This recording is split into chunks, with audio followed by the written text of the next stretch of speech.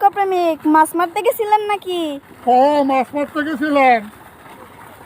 তখন মাছ মাছ মাছ পাইছি, বালটা পাইছি। কেন মাছ কি নাই নাকি? ও মাছ আছে না, বালটা আছে।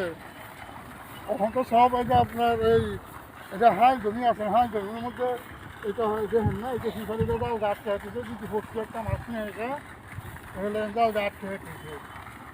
তা এখানে হয়তো দেখেন আকাশি আমি হবনি লাগাইয়া বলি আছে। আর যারা এই দেখো লাগাইছে যে কলা গাছ লাগাইছে, তারা হইল দেখুন। আর যারা এই যে মেহগনি আকাশি লাগাইছে এরা হচ্ছে বুদ্ধিমান। কারণ যদি এখানে যদি ফল গাছ লাগায়, আম গাছ হোক, কাঁঠাল গাছ হোক, লেচু গাছ হোক, মানে যাবতীয় ফল গাছ যদি লাগায়, যদি মানুষে নেই এগুলো লাগিন আপনার লাগাইছে আকাশি আর মেহগনি আর রেন্টি, যাতে মানুষের না নিতে পারে। এরা হইল বুদ্ধিমান।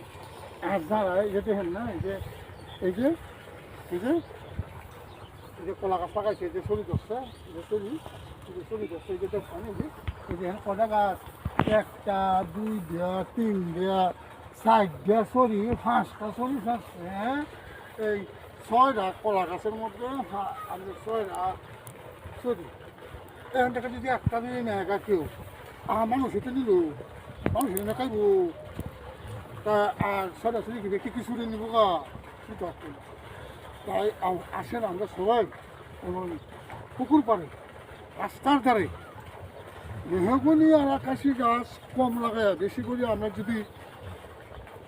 যদি আমরা বরজ গাছ লাগাই, যেমন পরিবেশের ভারসাম্যতা রক্ষা করবে, আমাদেরকে অক্সিজেন দেবে, পাশাপাশি আমাদেরকে ফল দেবে, মানুষে খাবে, পাখিরাই খাবে, এমনকি আপনার জীবজন্তুরাই খাবে।